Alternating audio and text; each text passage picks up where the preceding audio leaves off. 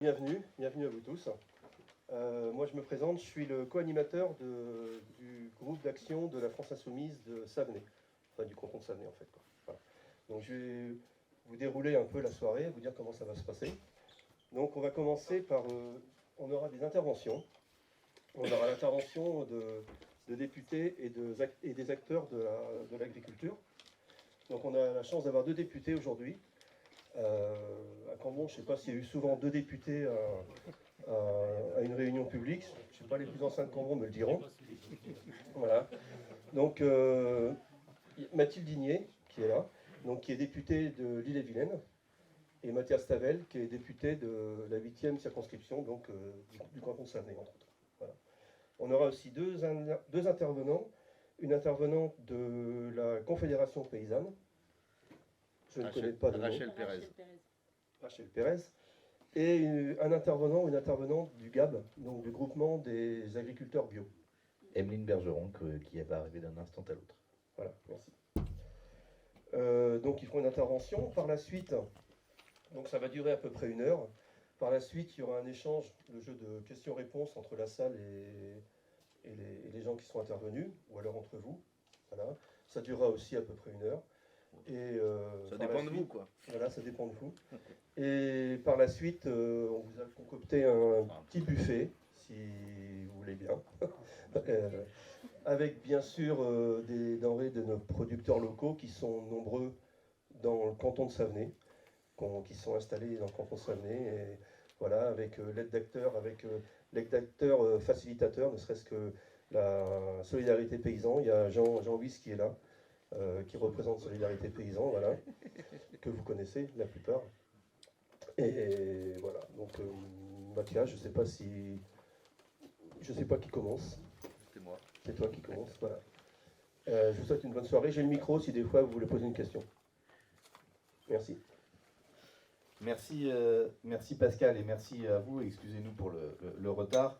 Je pense qu'on essaiera de faire un peu plus court que les 2 heures que Pascal a évoquées, ne serait-ce que pour vous permettre de déguster dans pas trop longtemps les produits de ces producteurs fermiers locaux, bio, des environs. Notamment, c'est Christelle Ardouin qui est ma suppléante et qui est conseillère municipale à la Chapelle-Launay qui s'est chargée de confectionner ce petit buffet dont on vous proposera la dégustation à la fin.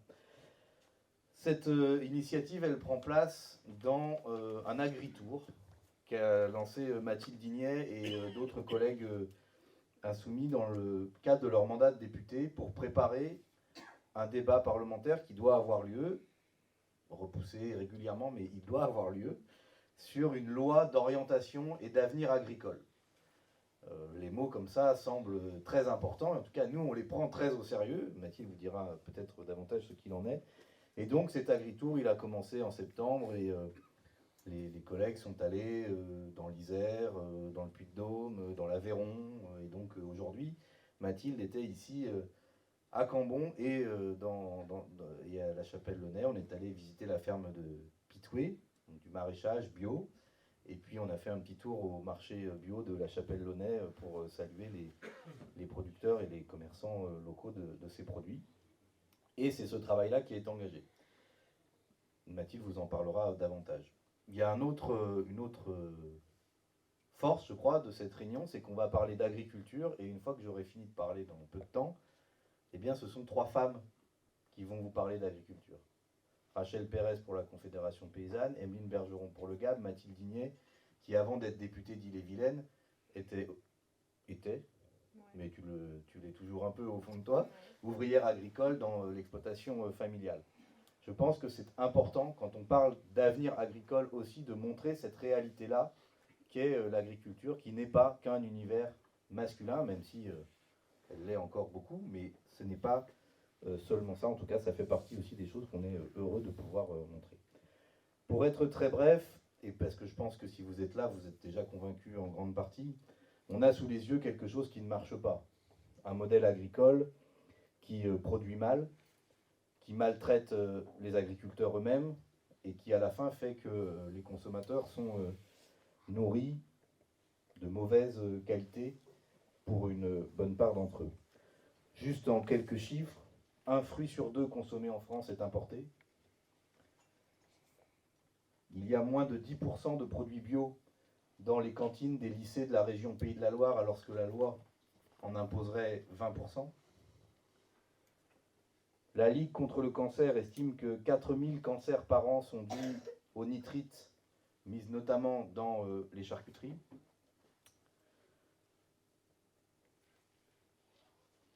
La consommation de produits alimentaires a connu l'année dernière, sous les coups de l'inflation, la plus forte baisse de son histoire depuis la libération, moins 11%.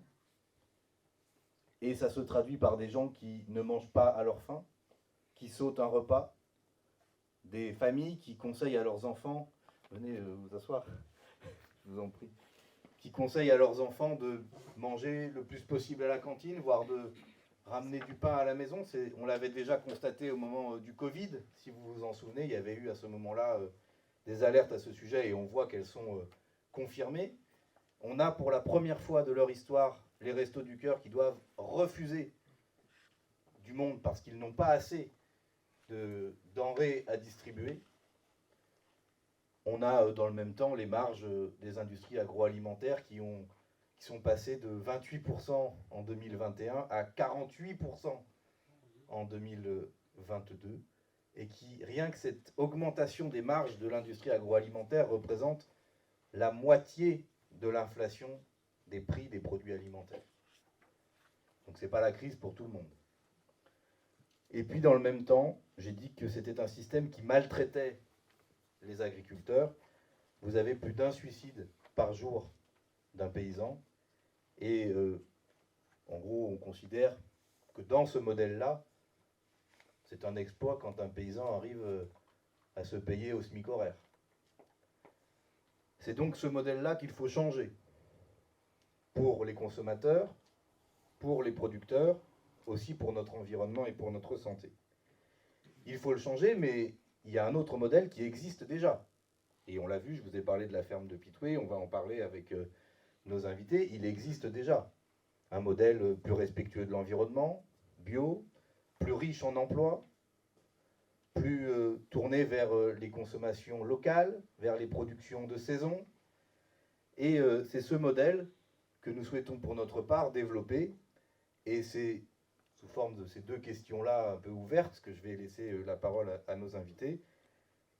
Comment il fonctionne et comment on fait pour le développer pour qu'il puisse répondre aux besoins de la population, des paysans, des consommateurs, de ceux qui veulent pouvoir bien produire et bien manger. C'était le titre de cette soirée. Donc je vais vous laisser la parole progressivement. D'abord Rachel Pérez de la Confédération paysanne, ensuite Emeline Bergeron du GAB, le groupement des agriculteurs biologiques, et puis enfin Mathilde Dignet, députée donc La France Insoumise NUPES d'Ille-et-Vilaine, pour cette discussion, et puis après on échangera avec la salle. Voilà. Rachel Pérez, pour commencer.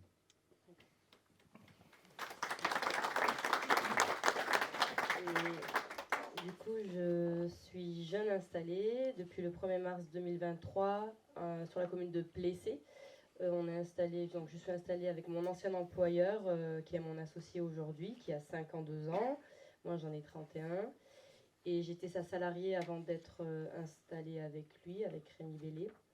Il n'avait jamais travaillé avec personne. En fait, j'étais sa première salariée et en l'occurrence sa première associée aussi. On est en élevage bovin-lait bio.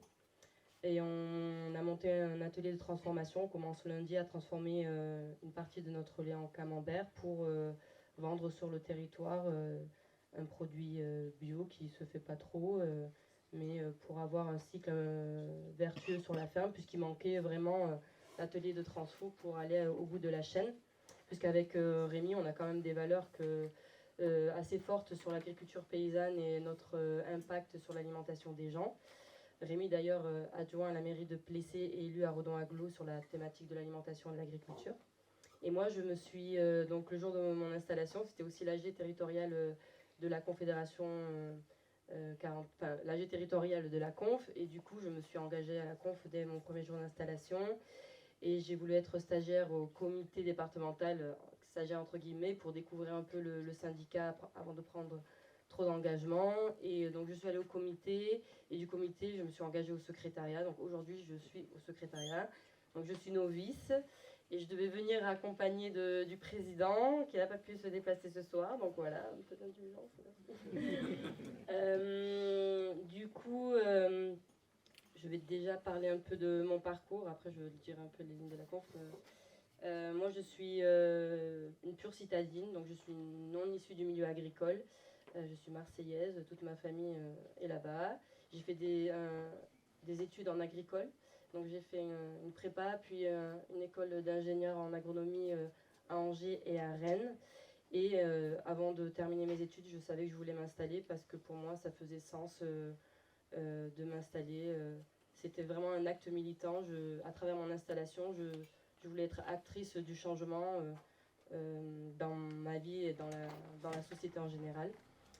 Donc avant la fin de mes études, je savais que je voulais m'installer et dès que j'ai fini mes études en 2016, je suis rentrée dans le monde agricole au CIVAM, à la FD CIVAM 44 en tant qu'animatrice technique. Donc j'ai accompagné des éleveurs pendant 9 mois autour de formations sur des changements de pratiques, notamment autour des systèmes herbes.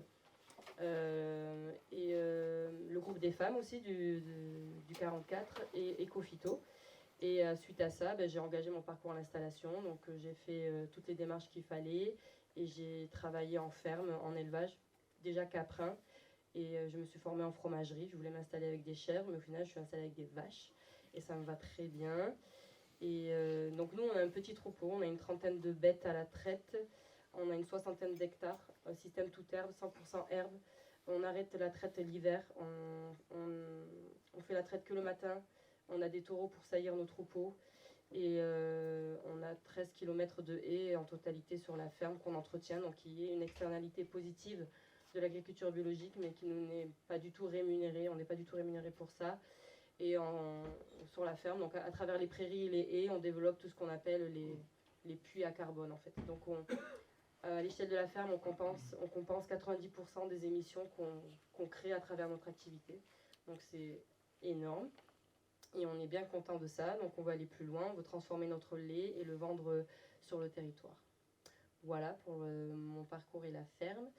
Et du coup, dans l'acte militant de mon installation, ça rejoignait un peu la ligne de fond de la conf nationale qui est de dire il nous faut 1 million de paysans et de paysannes en France pour souvenir à la souveraineté alimentaire de notre pays. Déjà, le million, ce serait vraiment le minimum pour accéder à cette souveraineté alimentaire-là, pour ne plus dépendre en fait des crises extérieures qui à chaque fois nous pénalisent. On a bien vu concrètement avec la moutarde qui venait d'Ukraine. On se dit, je ne savais même pas que la moutarde c'était fabriqué en Ukraine, mais clairement c'est ce genre de produit dont on manque quand il y a des problèmes à l'extérieur. Et c'est surtout aussi pour permettre à tous nos concitoyens et concitoyennes de se nourrir dignement et sainement, quoi. Avec plus il y aura de produits, plus on aura le choix et plus les prix vont être accessibles aussi. C'est pas normal qu'aujourd'hui des personnes se privent d'un repas pour même manger des produits qui sont de basse qualité. Je trouve c'est incompréhensible pour moi. Donc d'un côté on arrive à exporter toutes nos productions en Chine, notre blé, notre lait en Afrique et tout ça, et de l'autre en France on n'arrive pas à se nourrir et on voit bien aussi au niveau des produits qu'on est de moins en moins bien payé et à travers notamment les marges que se prennent les firmes agro-industrielles. Et ça c'est une des luttes de la Confédération paysanne, c'est de maintenir un revenu qui est vraiment vivable pour les paysans et les paysannes et pour leurs familles. Parce qu'il s'agit aussi d'avoir des vacances, d'avoir des week-ends.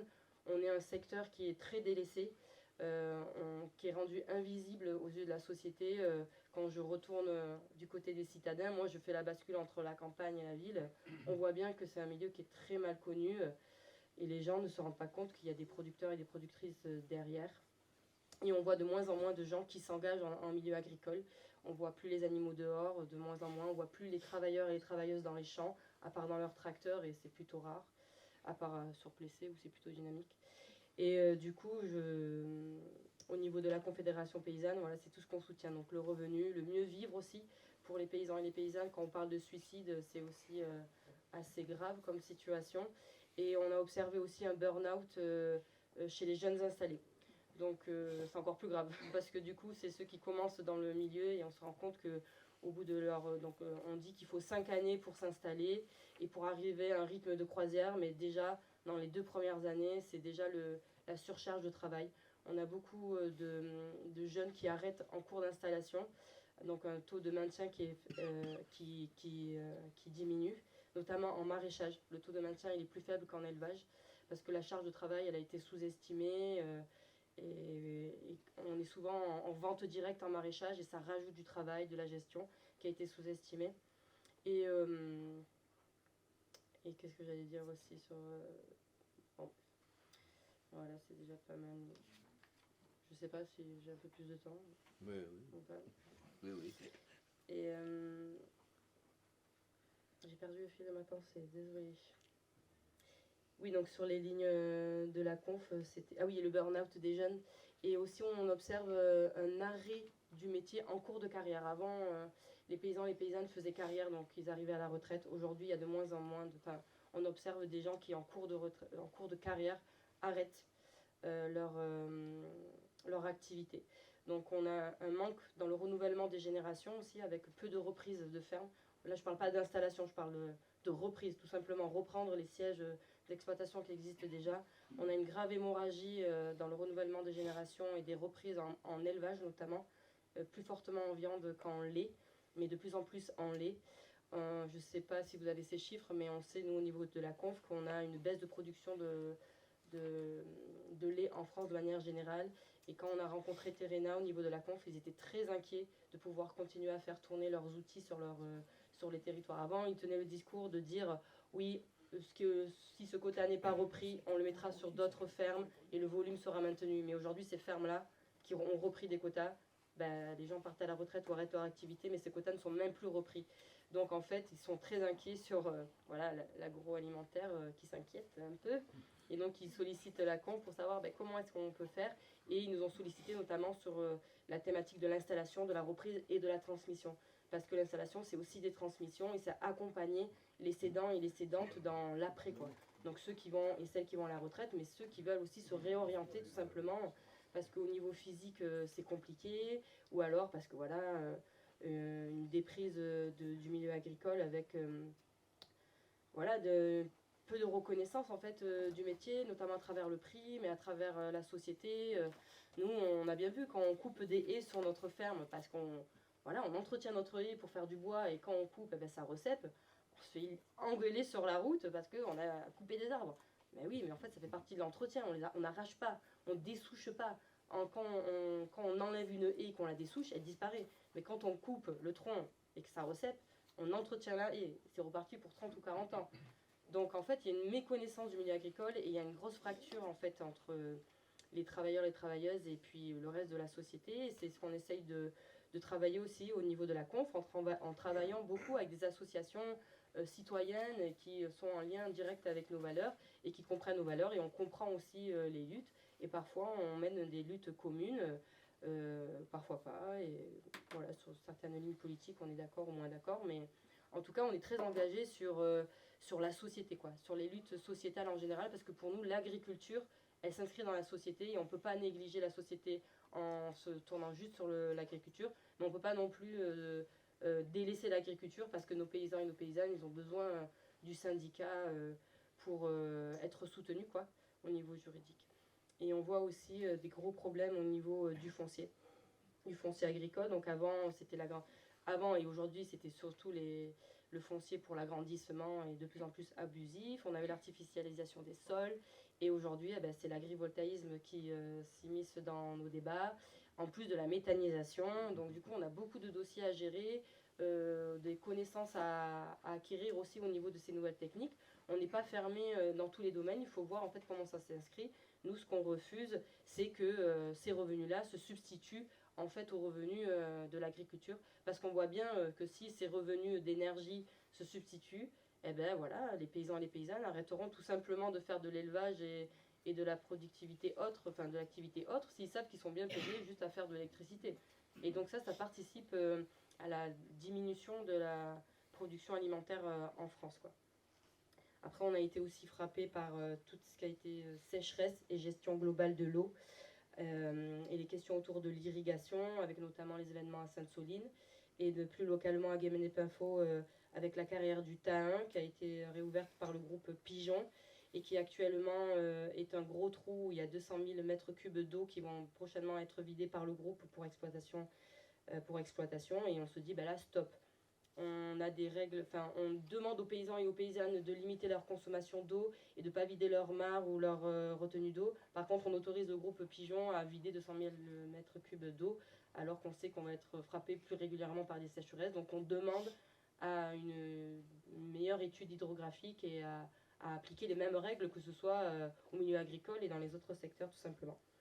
Et aussi, on a rencontré la crise de la filière bio, donc tu nous en parleras un peu plus amplement tout à l'heure, et avec notamment pour nous une diminution du prix du lait qui impacte directement les installations des jeunes, avec donc des études économiques qui ont été réalisées sur un prix, et en fait l'année de l'installation, le prix dégringole, et là ça met dans le rouge beaucoup de jeunes, et beaucoup de jeunes sur le territoire de Plessé, on est quand même nombreux, on se pose déjà la question de se dire jusqu'à quand on va tenir comme ça, quoi.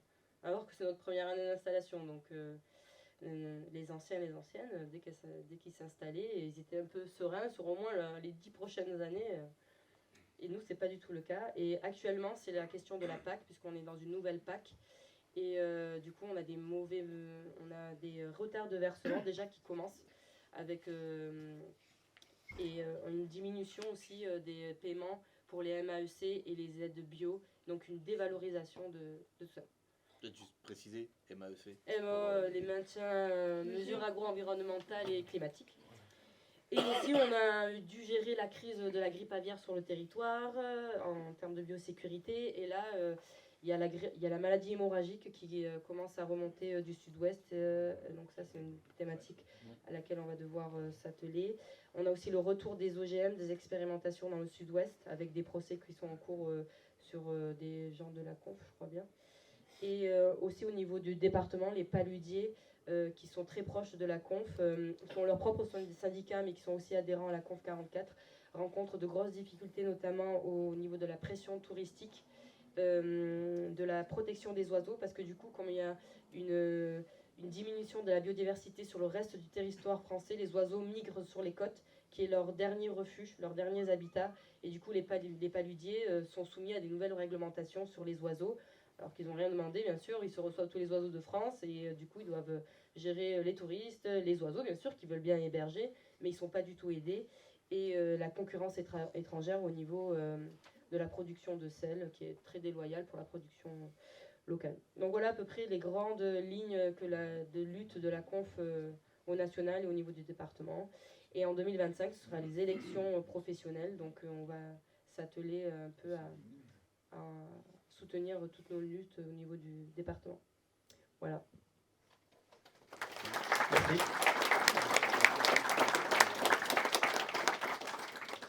Merci. Merci beaucoup Rachel Pérez sur cette question des paludiers et sur une autre question qui est la question du cidre. Je vous appelle à être vigilant, à suivre, à réfléchir. Il y a des discussions en cours à l'échelle européenne sur la labellisation bio du sel qui ne ferait pas la distinction entre un sel artisanal ou un sel industriel. Et par ailleurs sur le cidre, sur une révision des standards qui pourrait aboutir à autoriser l'appellation cidre pour des produits qui ne sont pas composés à 100% de fruits. Parce que vous avez d'autres pays européens où on peut appeler cidre des choses où vous avez 20% de pommes et le reste d'eau ou de limonade.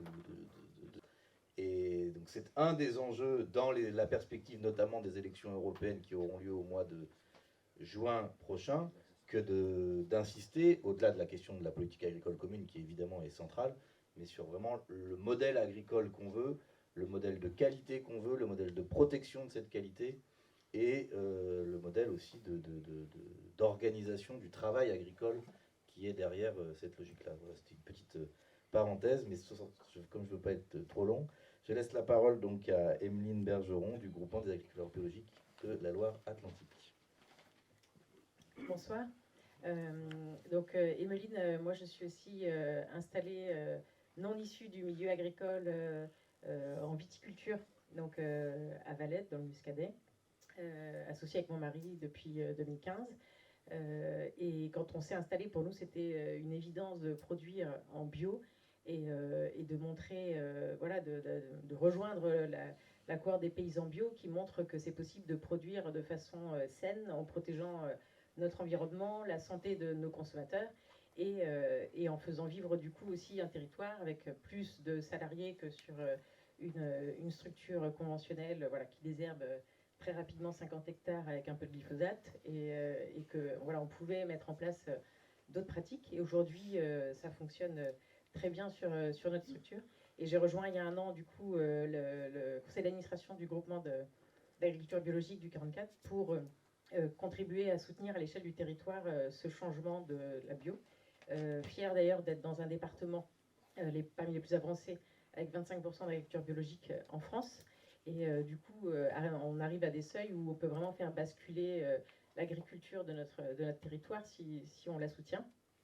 Alors effectivement, la bio aujourd'hui connaît un phénomène de crise, et entre autres, particulièrement dans le lait, la viande, parce qu'il y a eu une demande croissante dans les années 2010, mais on a connu des crises dans les périodes précédentes aussi, quand la demande croît fortement, puis qu'elle se tasse dans la période d'après-Covid, hein, parce que pendant le Covid, les citoyens étaient paniqués à l'idée de pouvoir vivre sainement et se sont jetés sur les magasins, la ferme et les producteurs bio. Mais juste après, retour des bonnes vieilles habitudes, les courses chez Leclerc et on ne se préoccupe pas du contenu du caddie. Et effectivement, après l'inflation, je comprends, aide aussi là-dessus. Mais entre autres, le bio a mauvaise presse pour certains. On dit que ce sont des produits qui sont plus chers. Alors qu'aujourd'hui, le GAP démontre qu'avec l'inflation qu'il y a eu sur les produits alimentaires, elle a été beaucoup plus forte sur les produits conventionnels que sur le bio. Et il y a un certain nombre de produits conventionnels qui sont même à des prix supérieurs dans un supermarché à des produits bio. Et que si on change son mode de consommation en consommant des produits bio locaux de saison qu'on cuisine soi-même plutôt que d'acheter des produits transformés, on peut très bien consommer bio avec des budgets qui sont équivalents à ce qu'on avait auparavant. Et donc le GAP, donc sur le département, en coopération avec la Confédération paysanne et les autres partenaires là, au sein d'une structure d'ailleurs qui s'appelle TACT sur notre département, accompagne aussi l'installation des agriculteurs bio avec de l'accompagnement technique, organisationnel, parce qu'il y a effectivement des gros besoins, entre autres quand on n'est pas issu du milieu agricole et qu'on n'a pas obligatoirement le réseau de soutien au démarrage, comme tu le disais là sur les surcharges de travail et les difficultés les premières années. Et ça, c'est un enjeu très important. Et entre autres, dans le cadre de la négociation de la loi de finances, avec la partie orientation agricole, la FNAP du coup insiste, donc la FNAP c'est la Fédération nationale d'agriculture biologique, qui insiste de donner la priorité à la formation bio obligatoire dans toutes les formations agricoles, pour justement apprendre à produire autrement, parce que ceux qui veulent devenir agriculteurs ne connaissent pas obligatoirement ces modes de production. Et pour nous, ce serait aussi une façon d'attirer des nouvelles personnes dans le milieu agricole, parce que il y a quand même beaucoup de jeunes aujourd'hui qui disent moi j'aime bien travailler dehors, j'aime bien voir du monde, et on a dans nos métiers plein d'aspects positifs, mais qui ne sont pas mis en valeur, parce que quand on voit justement un agriculteur qui est tout seul dans son champ avec un tracteur et un épandeur ou un pulvérisateur à pesticides à l'arrière, ça donne pas très envie de mettre la main à la pâte. Et on pense que du coup l'agriculture biologique sera un bon modèle, l'agriculture biologique paysanne, hein, qui fournit des marchés locaux, ce sera un bon modèle pour ces futurs paysans.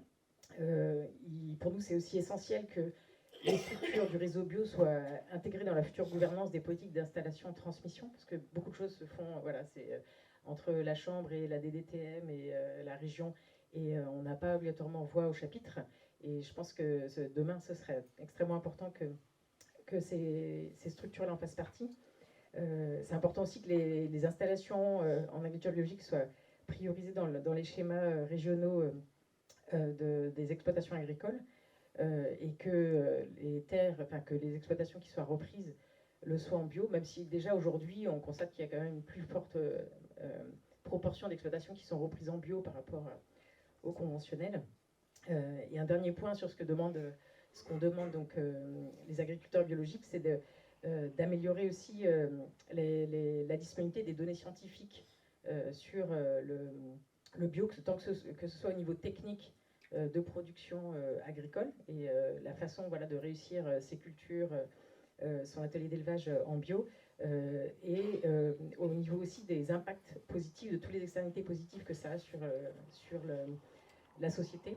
Et donc les externalités, vous l'avez évoqué en introduction, mais c'est aussi que ce soit au niveau de la santé, parce que même si certaines instances officielles disent non, que le bio, c'est pas mieux que de manger de la nourriture conventionnelle, mais c'est complètement faux. Quand on mange un œuf de poule qui a été élevé en plein air et qui a des acides gras oméga 3, ou du lait d'une vache qui a vécu à l'herbe toute sa vie, voilà, c'est un lait qui va beaucoup plus nous nourrir et qui a beaucoup moins de facteurs d'obésité parce que beaucoup plus d'oméga 3 par rapport aux oméga 6. Et ça, c'est des choses qu'on ne dit pas assez. Une pomme bio, elle contient 2 fois plus de vitamine C qu'une pomme conventionnelle.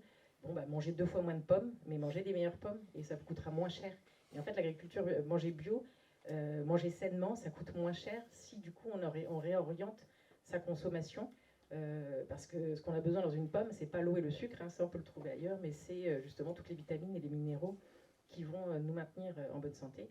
Et ensuite, sur la durabilité de notre société, bah, c'est tout ce qu'on peut trouver comme en élevage pâturant à l'herbe, par exemple, c'est le stockage de carbone dans les sols. Voilà, on dit qu'il faut stocker du carbone parce qu'il y a des problèmes de changement climatique. Donc, contribuer à soutenir ces modes de production, c'est aussi permettre voilà, de protéger la planète pour nos enfants demain. Et on sait à quel point c'est urgent aujourd'hui. Et on souhaite aussi que au niveau local et national, la loi d'orientation agricole pousse flèche plus de financement vers tous les collectifs d'agriculteurs biologiques pour pouvoir nous financer pour continuer à aider à cette transition. Et au niveau local, le GAB est quand même assez bien financé par Nantes Métropole et le département qui ont des objectifs ambitieux à ce niveau-là. Et il faut que ce soit développé localement et puis dans d'autres régions qui ne sont pas du tout encore aussi actives au soutien de la bio. Voilà, je suis disponible si vous avez des questions.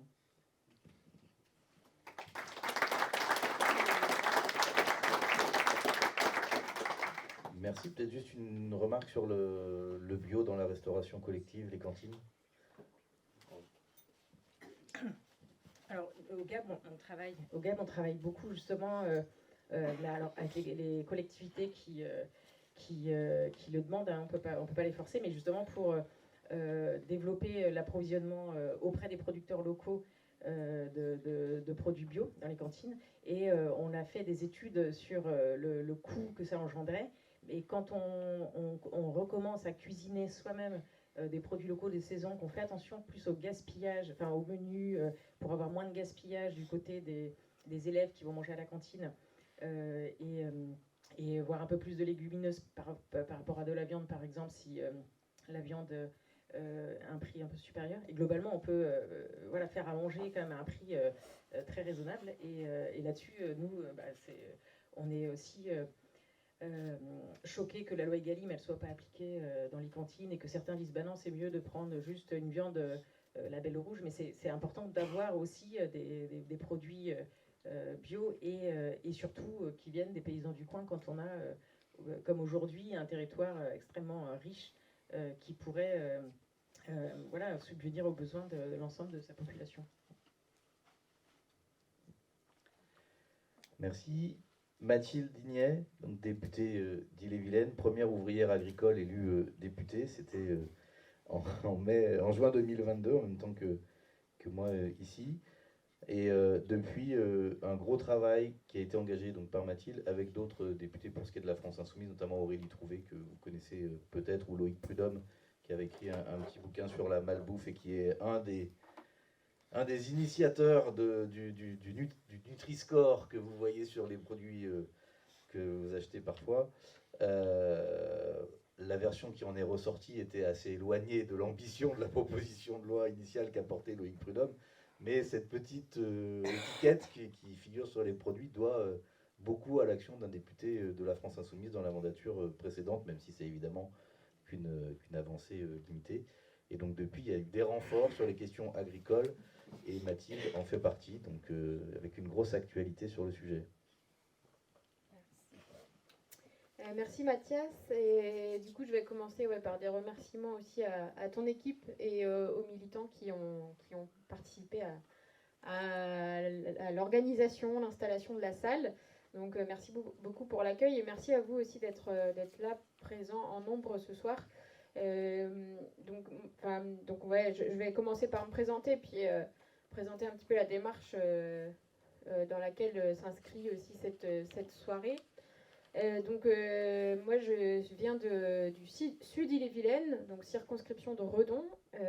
Donc j'ai vraiment tout le sud Ille-et-Vilaine, de Pimpon à Lalleux, La Couillère, Bain de Bretagne, Redon, voilà pour ceux qui sont forts en géographie. Et donc avant d'être élue, je travaillais sur la ferme familiale.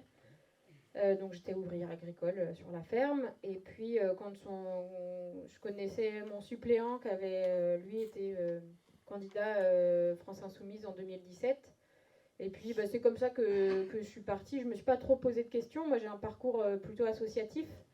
Pour ceux qui connaissent, j'ai fait du MRJC, anciennement la JAC, la Jeunesse Agricole Catholique, vieux mouvement qui ont formé de nombreux militants qu'on retrouve encore dans des hautes instances. Après là, pour ceux qui sont plus anciens, vous savez qu'à un moment, il y a eu une scission. Voilà. Et donc voilà, ça c'est mon parcours plutôt associatif et militant. Et donc voilà, je n'ai pas trop réfléchi. Il y avait les législatives, et puis je me disais, faut bien, si on veut que ça change, il faut bien les dégager, ceux qui font les politiques qu'on n'a pas envie d'avoir, quoi. Donc, et puis ramener des gens qui sont du peuple, quoi. C'est bien aussi d'avoir des représentants qui nous ressemblent à l'Assemblée. Donc voilà, je suis partie. Et puis j'ai été élue à 300 voix d'écart, donc c'était chaud, mais bon, on a gagné la Circo quand même. Merci. Et puis forcément, l'agriculture, c'est un sujet qui me tient à cœur parce que c'est d'où je viens. Et puis finalement, c'est quand même au cœur de mon existence, mais de nos existences à toutes et à tous,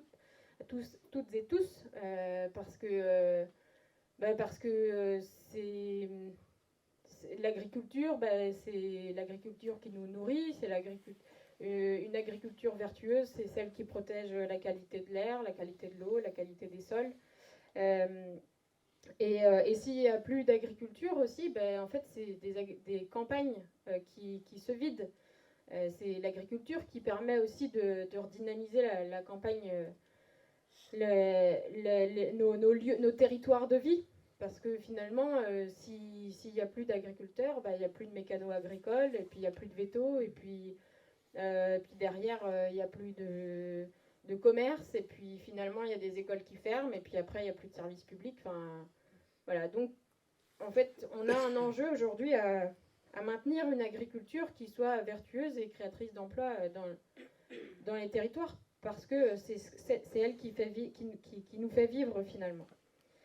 Et donc, la ferme familiale, c'est une ferme en bio. Donc ça fait une trentaine d'années que mes parents sont installés. À l'époque, c'était des pionniers en agriculture bio. C'était les discours dans les campagnes, c'était pas très prometteur, quoi. C'était là la secte qui arrive par là, s'installer. Du coup, il faut batailler, faut se soutenir avec les quelques-uns qui s'installent, et puis en bio aussi. Et puis voilà, moi j'ai grandi là-dedans, donc pour moi c'était normal. C'était normal que l'agriculture, c'est ça, c'est là, on préserve le vivant. On fait de la nourriture, on met pas de traitement, on fait de la nourriture, on essaye de nourrir les gens qui vivent pas loin de chez nous, et puis voilà, au final la ferme elle se développe. Donc aujourd'hui on travaille avec les collègues autour, on fait 250 paniers à 300 paniers par semaine. On est monté à 600 au moment du Covid, et puis bon, bah forcément après, on a chuté à vitesse de croisière. Et puis ben, voilà, c'est de la solidarité aussi entre paysans localement. Donc, donc nous, on fait du cidre et du jus de pomme, des céréales et des pommes de terre. Donc voilà. Et donc voilà, donc pour moi c'était normal que l'agriculture soit comme ça parce que j'ai grandi dedans.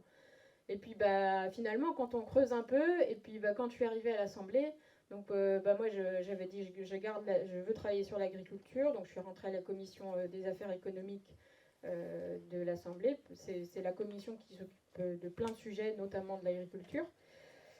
Donc je suis rentrée là-dedans, et puis bah, j'ai appris qu'il y avait une loi d'orientation agricole qui allait arriver en débat à l'Assemblée. Donc je me suis mis dans les groupes de concertation qui étaient organisés par le ministère de l'Agriculture. Donc là, ça fait presque un an maintenant que c'est en route. Donc début d'année, concertation régionale, concertation nationale.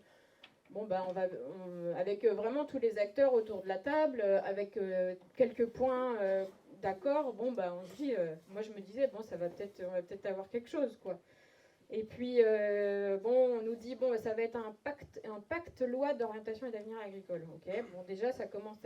Quand il y a un pacte dans l'histoire, en général, ça sent pas bon, quoi. Donc voilà, donc on nous dit, bon, bah, en septembre, ça va être au Conseil des ministres, et puis la loi va arriver dans la foulée. Bon, bah, le mois de septembre passe.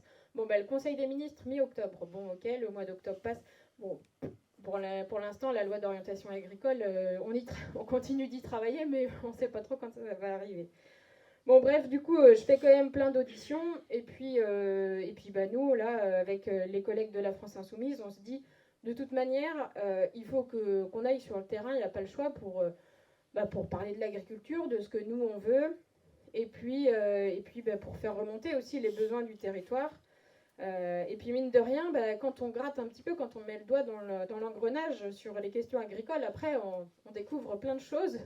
Et puis aussi on découvre qu'il y a des fois, il y a des portes, quand on commence à les ouvrir, derrière c'est pas jojo, quoi. En Bretagne, par exemple, on voit bien que l'industrie agroalimentaire, la grande distribution, c'est quand même quelque chose d'hyper fort. Il y a un très beau livre de Nicolas Legendre qui est sorti, qui s'appelle Silence dans les champs. Je vous conseille de le lire parce qu'il décrit vraiment la situation en Bretagne avec beaucoup de témoignages. Il décrit la situation comme une omerta au final, hein, parce que le maire de la commune va être dirigeant de l'industrie agroalimentaire de machin, et puis il a fait rentrer le fils du voisin à travailler, du voisin paysan à travailler dans son entreprise, mais le voisin paysan, il est dans la COP de... Enfin, vous voyez, c'est des histoires de famille, et donc, ben, au final, le paysan dans tout ça, il est pris dans l'engrenage, et puis si à un moment il veut changer de système, bah, derrière on lui dit, bah, si tu changes ton fils, je le dégage de la boîte, et puis bah, tous les soutiens que j'ai pu te donner, tu vas voir, je vais te faire la misère, et puis après, bah, on retrouve bah, des pneus crevés, des machins, voilà. Donc voilà, il y a quand même une dizaine d'industries agroalimentaires, à peu près 5 grandes surfaces aujourd'hui en France qui font quand même la pluie et le beau temps sur le système agricole, c'est eux aussi qui, enfin, Mathias en parlait sur les marges. Ils se sont quand même bien gavés pendant l'inflation parce qu'ils ont augmenté leurs marges et que du coup ils cadenassent au final le système agroalimentaire, alimentaire et agricole, quoi. Et voilà, à titre d'exemple, on les voit bien, enfin, le gros groupe Lactalis privé qui se prend quand même des affaires de lait infantile contaminé, et puis en fait, bah voilà, ça fait buzz un coup, puis ils ont tellement d'argent que pour l'instant, après ça tourne toujours. Eux, c'est privé, donc ils montrent pas leur compte, donc on ne sait pas où va l'argent, à qui, est-ce que ça redescend vraiment au producteur, voilà. Et puis bah, dans le coin, on a aussi l'usine Yara, c'est ça, qui l'entreprise veut pas faire les... En fait, c'est toujours les salariés qui trinquent derrière, quoi. Parce que les entreprises, l'agro-industrie, l'agro-business, elle s'en fout. Elle sait où elle peut aller chercher de l'argent. Et puis, c'est toujours les ouvriers derrière qui trinquent. Donc, bon, voilà, dans tout ça, je ne sais plus où je voulais en venir. Bah, si, un autre sujet... oui, je parlais de l'agritour, et puis bon, bah, je parlerai après de l'agritour, c'est pas grave, je vais continuer là-dessus. Parce que Rachel en a parlé sur... tu avais évoqué la PAC, la politique agricole commune, qui elle aussi a été un super outil à un moment donné, voilà, pour relancer la production agricole, pour permettre de nourrir, voilà. Sauf que ça a été mis en place pour répondre à une crise. Et aujourd'hui, on est toujours dans ce modèle-là de la PAC, de l'aide à l'hectare. On a 80% des aides de la PAC qui vont à 20% des agriculteurs. Donc en fait, on voit bien qu'aujourd'hui, la PAC ne répond plus à la crise, ou en tout cas aux besoins qu'on a aujourd'hui. Et donc, elle encourage plus justement la production de marchandises bas de gamme, bon marché, pour justement ces entreprises agroalimentaires et la grande distribution. Et donc, résultat, on avait 10 millions de paysans après-guerre, 1 million dans les années 90, et aujourd'hui on est à 390 000 à peu près. 490 000. Et dans 10 ans, c'est la moitié la moitié des paysans qui partent à la retraite. 5 ans. Dans 5 ans c'est encore pire que... Pas la moitié dans 5 ans, c'est très très gros départ. Ouais, dans 5 ans, il y a des gros départs, et moi je dis dans 10 ans, la moitié qui partent à la retraite, quoi, à peu près. Donc, et puis en fait, donc, tout ce que je disais avant, voilà, c'est ça provoque aussi ça. Je veux dire, la fin des quotas de 2015, les prix ils font toujours yo-yo aussi. La volatilité des prix, ça engendre aussi des crises. Des crises, et c'est toujours les agriculteurs qui en payent le prix derrière, ou justement ils n'en payent pas le prix parce qu'ils n'ont pas les prix qui suivent. Souvent on renvoie tout sur la faute du consommateur. Le consommateur aujourd'hui il fait ce qu'il peut en fait. Le budget du ménage, les plus gros postes, c'est le loyer et l'alimentation. Mais en général, ils rognent sur l'alimentation parce qu'aujourd'hui, tout a augmenté, les loyers aussi. Donc, c'est pour ça que nous, ce qu'on propose, c'est de bloquer les prix, de bloquer les marges de la grande distribution à la baisse, bien sûr. Du coup, il y a notre niche parlementaire la journée dans l'année où les groupes d'opposition ont le droit de déposer des propositions de loi au débat dans l'hémicycle. Donc nous, on a notre niche parlementaire de la France Insoumise qui aura lieu là, fin novembre. Et donc Aurélie Trouvé va défendre un texte sur le blocage des marges de l'industrie agroalimentaire, de la grande distribution. Après, voilà, il y a des choses que nous on propose aussi sur... parce qu'il va falloir qu'on travaille justement à l'installation de nouveaux paysans, de nouvelles paysannes.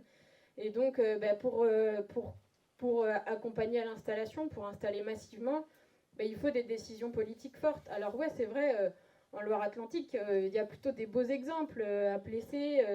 Il y a des élus locaux qui se donnent à fond pour avoir des politiques agricoles locales qui permettent d'installer, qui permettent d'avoir un départ, une installation. Et en fait, l'idéal, ce serait de reproduire ça à l'échelle nationale. Mais sauf que pour ça, il faut des décisions politiques nationales fortes. Et du coup, on entend souvent parler de courage politique. Mais sauf que, voilà, on a vu les ministres de l'Agriculture se succéder. Et puis finalement, on n'a rien vu passer derrière, quoi. Et donc, voilà, nous, on dit... on peut peut-être faire une caisse de défense qui reprendrait la dette des agriculteurs qui se convertissent au bio. Qu'il faut revoir aussi les systèmes de SAFER, la régulation du foncier, parce que le foncier, c'est un des leviers majeurs qui pourrait... Si le foncier était mieux régulé, on pourrait installer des jeunes plus facilement, parce que c'est vraiment une des premières difficultés que les jeunes que les jeunes ou les nouveaux installés, parce que parfois ils ont plus de 40 ans, est-ce qu'on peut dire qu'ils sont encore jeunes, je sais pas. Je rigole. Et donc parfois, ouais, le foncier, donc c'est ce qui nous revient souvent sur la difficulté à s'installer, parce que comme on y revient encore à la PAC, comme la PAC et les aides sont données à l'hectare, et au final ça pousse à l'agrandissement, parce que plus on a de terre, plus on a de l'argent de la PAC. Et du coup, quand un jeune veut s'installer, forcément il y a le gars qui est à côté qui veut s'agrandir, il vient en concurrence, et lui il a déjà l'argent. Donc il va voir le propriétaire, il met l'argent sur la table, et le propriétaire, puis il lui dit, de toute façon le jeune là, t'as vu son projet, c'est merdique, il gagnera jamais sa vie comme ça, tu devrais me donner ta terre. C'est comme ça aujourd'hui que ça se passe quand même.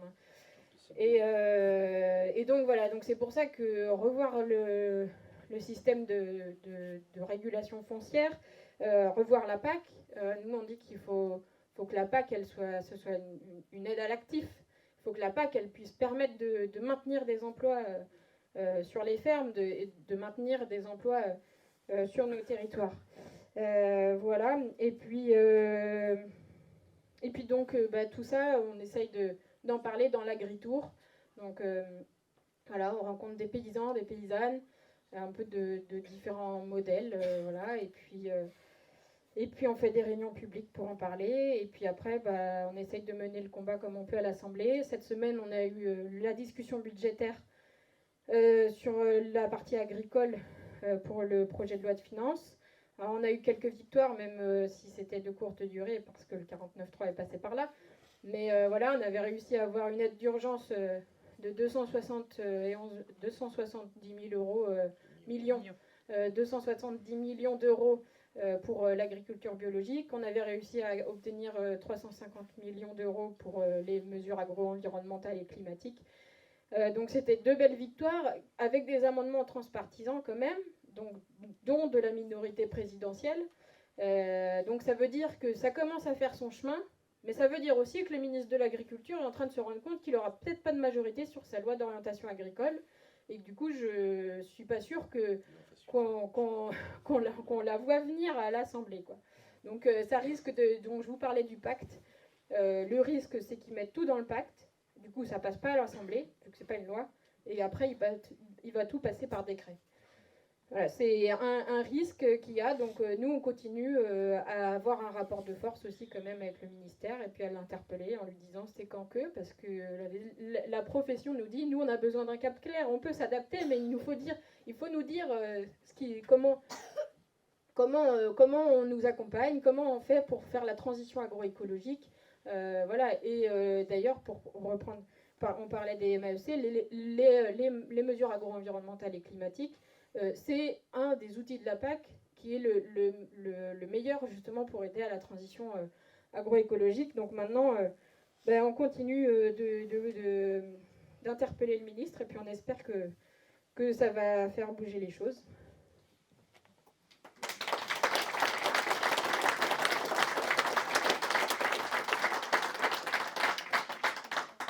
Merci Mathilde. Tu as évoqué la niche parlementaire du groupe La France Insoumise, donc c'est le 30 novembre en séance, ce sera la semaine d'avant, le 22 en commission, puisque les textes sont d'abord examinés dans une commission. Il y aura ce texte sur l'encadrement des marges, enfin le blocage des marges de la grande distribution, avec l'idée qu'il y a un prix plancher rémunérateur pour le producteur, le paysan, et en gros un coefficient multiplicateur qui vient empêcher le transformateur ou l'industriel agroalimentaire de faire une marge supérieure à ce qui nous paraît raisonnable par rapport aux charges qui peuvent être les siennes.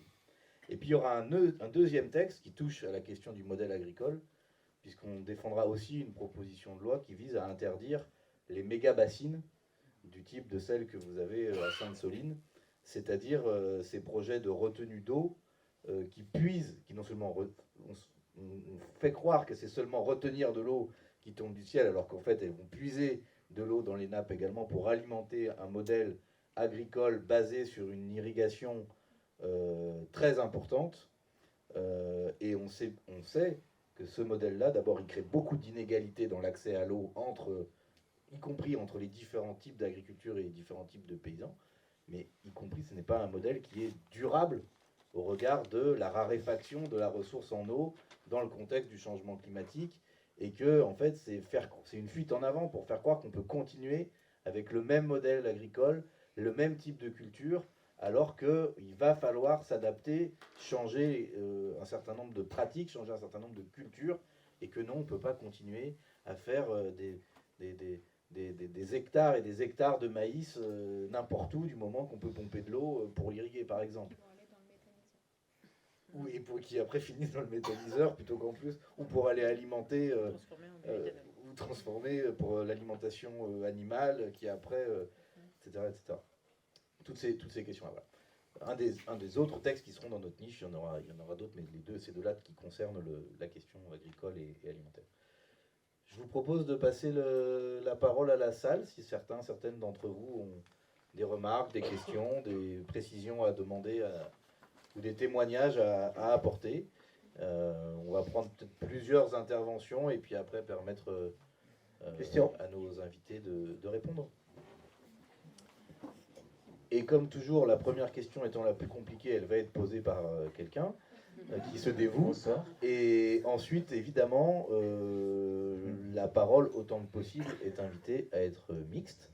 Et donc, mesdames, vous avez autant le droit que messieurs de prendre la parole. D'accord.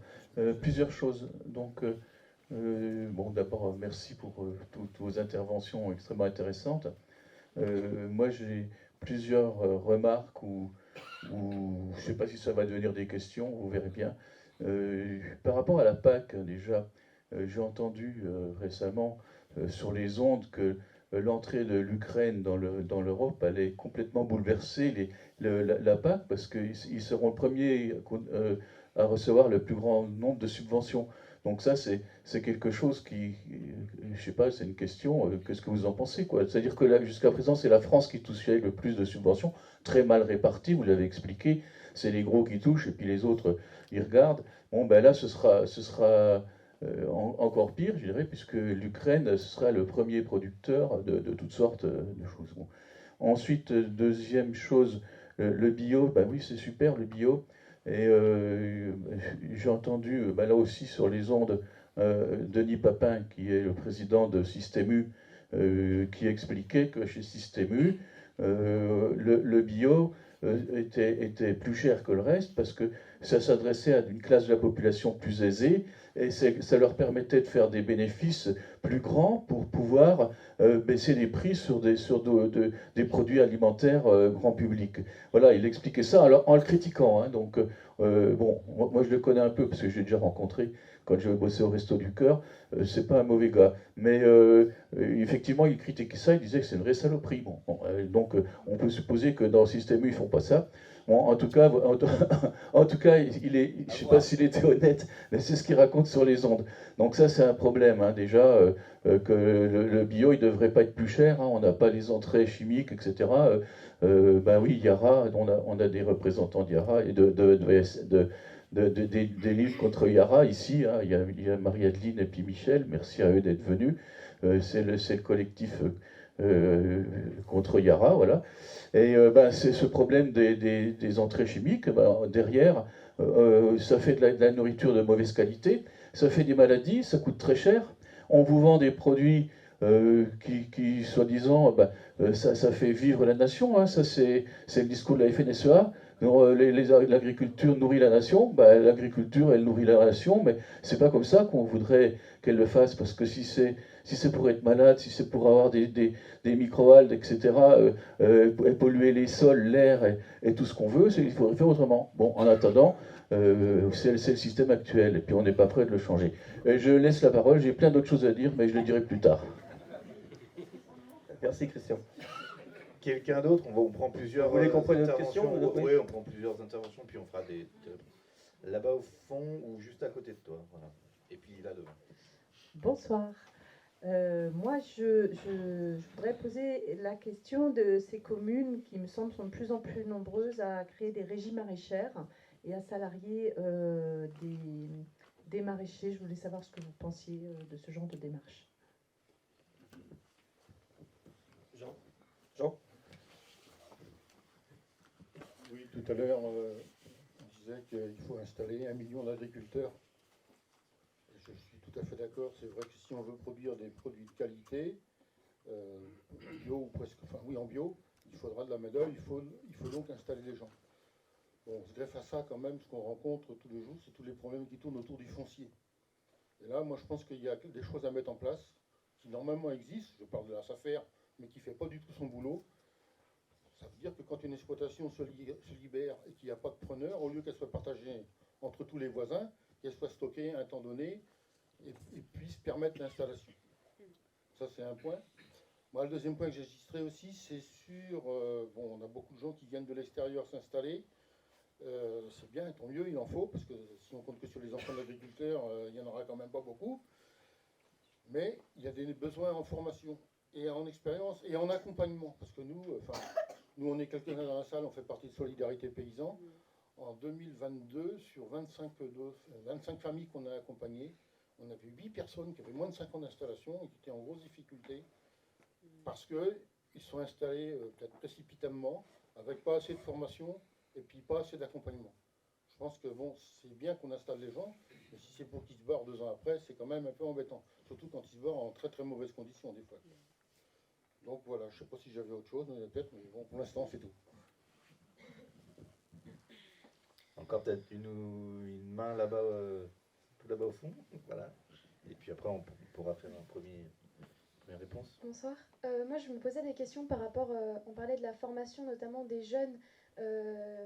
Et donc, comment est-ce qu'on faisait pour faire en sorte qu'il y ait plus plus d'écologie dans les programmes, par exemple, peut-être scolaires, pardon. Parce que moi, je vois que mon frère, il est en bac pro paysagiste, et ils ont une matière qui est écologie, etc. Mais globalement, c'est très différent de l'agriculture, mais c'est vraiment du bullshit, je m'excuse du mot, mais globalement, leur prof, il n'est pas du tout formé, il leur parle d'engrais chimiques, etc. Donc, c'est quand même... assez compliqué, donc je me demandais, parce que je pense qu'il y a aussi beaucoup de profs qui sont peut-être plus âgés ou quoi, ou qui ne sont pas forcément formés aussi à ces questions-là. Donc comment est-ce qu'on fait pour que, même en mettant des programmes scolaires, après derrière ça suive aussi chez les professeurs par exemple. Voilà. Merci. Merci. Qui veut commencer à répondre? Rachel Pérez. Moi je vais d'abord répondre à ta question. Donc aujourd'hui la SAFER c'est presque une agence immobilière, quoi. C'est-à-dire que son but, c'est de vendre un lot le plus rapidement possible aux plus preneurs. Par exemple, si on a un lot de terre avec ou sans corps de ferme, si on a plusieurs candidats ou candidates, qui soient jeunes ou moins jeunes ou des voisins, elle va préférer les dossiers où on se positionne sur l'ensemble du lot. Donc nous, on a fait plusieurs dossiers de candidature à l'échelle de la ferme, mais on voulait que 10 hectares de 60 et on nous a clairement dit au téléphone. Donc on nous a dit ne déposez pas de dossier, quoi. Ne déposez pas de dossier. Déjà, à chaque dépôt de dossier, on doit payer 90 €, donc ça peut être refusé. Et on nous dit non, mais là, le propriétaire, il veut quelqu'un qui rachète tout le lot. Franchement, ne faites pas ça. Donc nous, en plus, quand un propriétaire vend les terres et le bâti, la mise en publicité, c'est 15 jours. Donc sous 15 jours, il faut qu'on ait vu la publicité, qu'on ait monté un dossier de candidature avec les banques qui nous suivent, qu'on paye le chèque de 90 € pour à la fin se dire en fait, ben non, en fait votre dossier est refusé. Donc on a une voisine qui est installée depuis plus d'1 an. Elle cherche une vingtaine d'hectares autour de sa ferme, donc reprise familiale, mais elle veut agrandir l'activité parce que c'était l'activité de son père qui n'était pas principalement en agricole. Et en fait, ça fait 1 an qu'elle cherche une vingtaine d'hectares. Donc 20 hectares, c'est compliqué, mais pour les maraîchers, les maraîchères qui cherchent 1 hectare, c'est encore plus compliqué, quoi. Et donc là, la SAFER, c'est un gros problème. Et merci de travailler à ce niveau-là, parce qu'on sait qu'au niveau de la conf, on a des représentants au niveau de la SAFER. On a une voix, on doit voter quand les dossiers passent. Et donc à la SAFER qui siège la banque, la Chambre d'agriculture, la MSA, je crois, et des représentants donc, de la FNSEA, dit syndicat majoritaire parce qu'ils ont été élus, mais en vrai, nous, la compte 44, on est presque majoritaire aussi. Et c'est juste qu'on n'est pas encore élus. Et en fait, donc la SAFER, on sait que c'est un gros problème. Et nous, à Plessé, en tout cas pas moi, mais mon associé au niveau de la commune, on travaille avec notamment CAP 44, qui est un outil du territoire qui a été créé par la conf, qui est une structure d'accompagnement pour les installations, les transmissions, mais aussi sur le travail du foncier. Et c'est avec CAP 44 qui travaille sur une politique agricole commune. Et donc c'est avec ce partenaire en particulier, qu'ils essayent de choper les infos le plus rapidement possible. Parce que souvent, les cédants, ce qu'ils se disent, c'est non, mais de toute façon, ma ferme, elle va jamais être reprise. Donc le voisin, je sais déjà qu'il veut reprendre la ferme. Donc je fais même pas de publicité. Je sais que ça va être plus simple comme ça. Et c'est le but de la FNSEA. Le but de la FNSEA, c'est que les fermes ne soient pas reprises justement par des jeunes. Parce que ça veut dire que les voisins, ils ne peuvent pas se partager les terres à côté et s'agrandir de manière abusive. Et sur les outils d'accompagnement, donc avec le réseau TACT, donc c'est un réseau qui veut dire Tous pour une agriculture citoyenne, territoriale et solidaire, dont fait partie le GAB, la CONF, mais aussi Terre de Liens, Terroir 44, et merci, et Solidarité Paysan, j'en oublie toujours. Et du coup, ces outils-là existent d'accompagnement, donc à travers le GAB, au niveau technique, mais aussi au niveau réflexion, on a la formation, le stage paysan créatif, d'abord de l'idée au projet, pour partir de l'idée. Donc ça, c'est la SIAP, qui est aussi qui a été créée par la CONF 44. On a aussi la formation stage paysan créatif, donc c'est une immersion sur les fermes avec des référents territoriaux, mais aussi des référents techniques qui accompagnent les non-issus du milieu agricole à se former, à se questionner, avec plein de journées de formation sur la comptabilité, le statut agricole, les techniques. Et après, on a tout ce qui est suivi individuel à travers ce réseau-là, pour les personnes qui veulent s'installer, mais aussi pour les personnes qui veulent transmettre, parce que transmettre, ça prend du temps, il faut s'y prendre, on dit, au moins 5 ans à l'avance pour transmettre. Et pouvoir trouver des porteurs ou des porteuses de projets pour sa ferme, il ne faut pas attendre. Des fois, on nous appelle en disant « Non, mais moi, je veux arrêter, je suis à la retraite dans 2 mois. » Oui, mais 2 mois, en fait, c'est sûr que ça va partir à l'agrandissement, en fait. On n'a pas le temps de travailler sur ces dossiers-là. Et donc, ce sont des outils qui fonctionnent très bien au niveau du territoire, qui prennent de plus en plus d'ampleur, qui sont sollicités par les collectivités, parce que les chambres d'agriculture, à travers la FNSEA, ne proposent rien du tout. Donc de plus en plus de collectivités se tournent vers le réseau TACT en disant de toute façon, vous, les chambres, vous ne proposez rien, on sait que ça marche à Plessé, on sait que ça marche là, on s'intéresse à vous. Et là, ils commencent à râler en disant oui, mais pourquoi vous avez choisi CAP, pourquoi vous avez choisi un tel ? Parce que vous proposez rien en fait. Donc on voit que sur le territoire ça prend de l'ampleur et il faudrait que ce soit partout pareil dans tous les départements et on est content que ça puisse donner des idées dans l'Agritour éventuellement sur ce sujet-là quoi. Pays de Loire, une avance là-dessus. Sur CAP et SIAP, c'est excellent.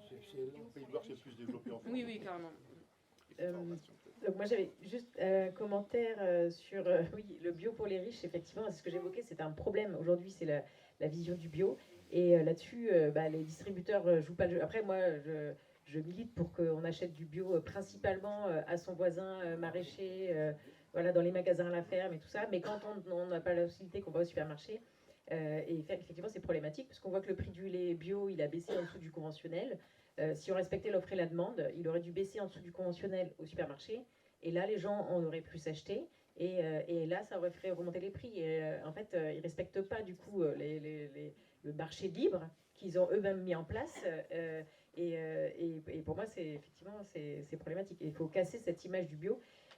Ça me fait rebondir aussi sur... On a eu au GAB 44 hier matin une conférence intéressante sur de l'association Grenier d'Abondance, que peut-être quelques-uns connaissent, qui parle de résilience alimentaire et qui pousse énormément aussi le sujet de la sécurité sociale alimentaire. Je ne sais pas si la France Insoumise travaille dessus, mais à mon avis, c'est un sujet clé et ils ont des propositions clés en main assez intéressantes là-dessus.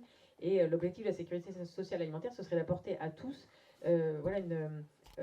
à terme peut-être un budget de 150 € par personne et par mois sur une carte vitale alimentaire qui permettrait d'acheter des produits bio, donc voilà, beaucoup plus sains et qui contribuerait à maintenir une bonne santé plutôt qu'à se faire soigner quand on est malade. Voilà, ce serait l'idée de maintenir une bonne santé et que le bio soit pas que pour les riches, quoi. Ce soit pour tout le monde, et ça permettrait aussi du coup de soutenir le développement de la production biologique. Donc ils ont prévu un mécanisme progressif pour que l'offre d'agriculture biologique, elle puisse se développer aussi en conséquence et répondre à cette question sur la sécurité sociale alimentaire. Et pour le commentaire sur les communes avec régime maraîcher, personnellement, je trouve que c'est une bonne idée. Au Gabon, on a soutenu la mise en place de certaines faut juste faire attention aux conditions, parce que je sais qu'il y a un maraîcher qui est sur une commune qui est un peu en difficulté, parce que la commune lui a mis un loyer quand même assez important pour le foncier. Voilà. Mais ceci dit, si les communes du coup rachètent et mettent à disposition des terres à des paysans qui peuvent s'installer, comme peut le faire aussi Terre de Liens avec Passeurs de Terre, franchement, c'est une bonne idée. Et d'ailleurs, Grenier d'Abondance, dans leur proposition, ils militent aussi pour la création d'offices fonciers hors des SAFER, mais qui achèteraient des terres justement aux cédants. Comme ça, ils peuvent voilà, transmettre leur ferme, mais qui du coup seraient ensuite mis à disposition de jeunes qui voudraient s'installer et voilà, créer le lien là-dessus. Oui, non, je voulais juste rebondir là sur l'annonce du directeur là, du Super U. Je trouve que c'est horrible ce qu'il dit parce que c'est un faux argument. En fait, même avant de prouver que le bio ça coûte moins cher que le conventionnel, déjà juste le chiffre du milliard d'euros ou de je sais pas combien de milliards d'euros pour dépolluer l'eau, ça devrait suffire. Entre 50 et 80. Pardon, voilà. Entre 50 et 80 milliards d'euros par an pour de coûts de dépollution de l'eau liés à l'utilisation de produits chimiques, notamment agricoles, devrait suffire pour dire en fait l'agriculture conventionnelle coûte plus cher que l'agriculture bio de toute manière. Parce que le prix qu'on paye au supermarché pour des produits bio, s'ils sont vendus en direct, ils sont nets. C'est-à-dire qu'ils sont payés au producteur ou à la productrice. Le reste, c'est ce qu'on ne voit pas. Soit payé par la PAC, soit payé par des coûts de dépollution astronomiques. Et je trouve ça vraiment malsain de leur part de toujours avancer cet argument de c'est pour les riches. Il est faux cet argument, il faut que les citoyens et citoyennes se mettent ça dans la tête, il ne faut pas écouter ce que disent ce genre de personnes-là. Et aussi pour revenir sur la régie directe, nous à Plessé, il y a une régie directe qui se met en place avec un cuisinier justement pour faire diminuer les coûts. Et aussi il y a une conserverie dans le cadre du territoire zéro chômage, il y a une conserverie qui se monte. Donc là les maraîchers qui s'installent, on les invite à faire plus des légumes de plein champ et de conservation, comme pommes de terre, carottes et tout ça, et pour pas concurrencer les maraîchers déjà en place qui font de la vente directe, et pour fournir ensuite de la matière à ces régies-là. Donc il faut que ça dépende aussi de ce qu'il y a sur le territoire en termes d'offres maraîchères, pour voir si c'est cohérent ou pas de monter des régies maraîchères payées par la commune, quoi. Et il y a aussi des structures de portage, donc la SAFER, pour revenir sur ça. C'est possible qu'elle porte les fermes, mais elle se refuse de faire ça parce que ça coûte de l'argent. Nous, on a fait faire une préemption sur des parcelles. Donc là, on est à 3 500 € de l'hectare dans le 44, alors qu'en moyenne, on était autour de 1 500 ces dernières années. On a des terres qui sont à 4 000 € de l'hectare dans le secteur de Plessé. Donc ça a doublé, quoi. Et en fait, elle avance l'argument de le portage, on ne peut pas le faire parce que quand on maintient du foncier, ça coûte de l'argent de le mettre en réserve. Ça coûte de l'argent, donc elle se refuse de faire ça alors que c'est possible. Par contre, on a des outils territoriaux comme la SIC Nord-Nantes qui, elle, peut porter du foncier.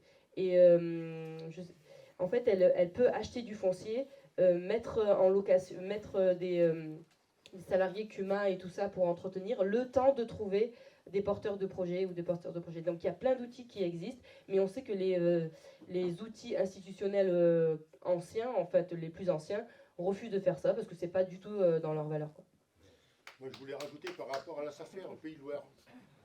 Il y a déjà quelques années, c'était une bagarre de la conf des Pays de Loire. Ils avaient obtenu du conseil régional, alors pour que la SAFER puisse acheter des terres et les stocker, je dirais, pendant quelques années en attendant, Au moins quelques mois, déjà, ça coûte cher. Et le conseil régional prenait en charge les intérêts de cette dépense. Ils ont dit non. Et ça a été accepté au niveau du conseil régional, mais ils ne l'ont jamais mis en pratique.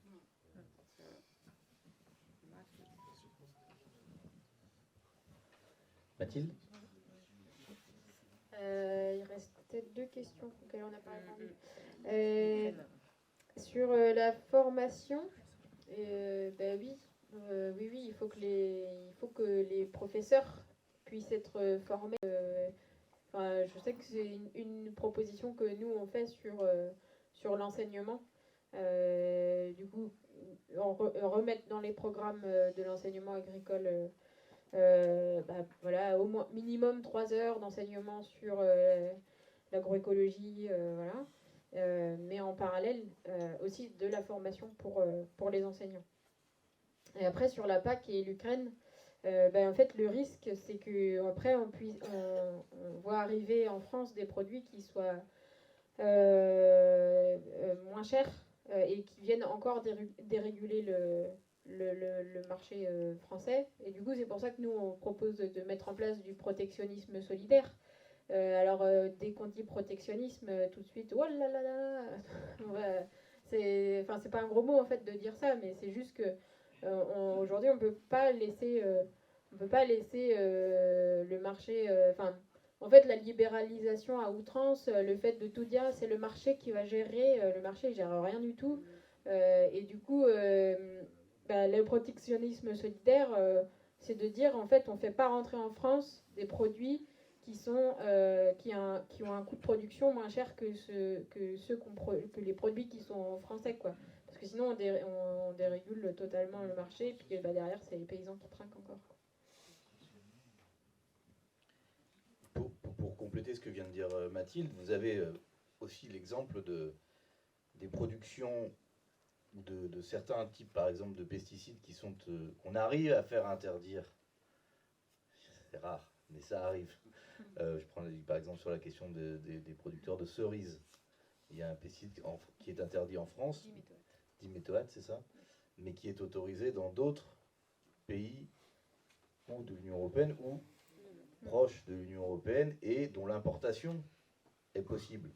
Donc, d'abord, bon, le consommateur, lui, ne le sait pas, mais le producteur qui ne peut pas utiliser ce produit, et tant mieux, se retrouve dans une situation de concurrence déloyale avec des producteurs qui, eux, n'ont pas la même réglementation écologique, sanitaire ou sociale, mais en l'espèce là, sanitaire, et ça, c'est pas acceptable.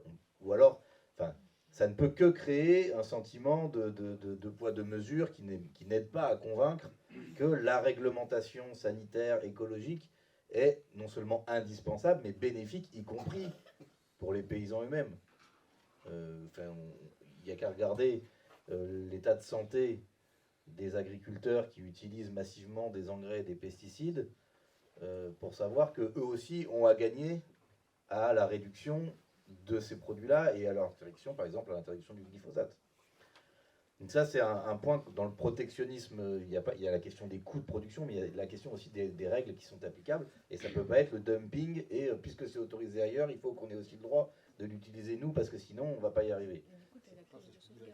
Il y a une clause de sauvegarde qui a été activée, mais déjà, elle n'a pas été tout de suite. Et puis, ça reste un dispositif provisoire, temporaire, qui n'est pas pérenne. Pour compléter sur la question du bio pour les riches, d'abord, effectivement, le bio, il a un prix, qui est notamment le prix de la main-d'œuvre. C'est une question aussi. Dans les prix bas, il y a aussi des saisonniers mal payés, des travailleurs détachés mal payés, des travailleurs sans papier exploités, même le député du Rassemblement national, Grégoire de Fournas, qui s'était illustré par une insulte raciste à l'égard d'un de nos camarades, qui est viticulteur de son État, et qui avait été confronté par la presse à la présence de travailleurs sans papier sur son exploitation.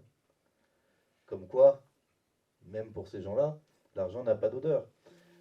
Donc évidemment que l'amélioration des conditions sociales de tous les travailleurs est une nécessité, et que oui, ça renchérit le coût de production, et donc mais après il y a de la marge, si j'ose dire, pour que cette hausse de prix, elle soit absorbée et supportable par le consommateur, à condition qu'on s'en prenne aux marges des intermédiaires de l'agro-industrie, et puis qu'on aille vers des circuits courts, vers de la vente directe, vers justement se passer des intermédiaires dont on peut se passer.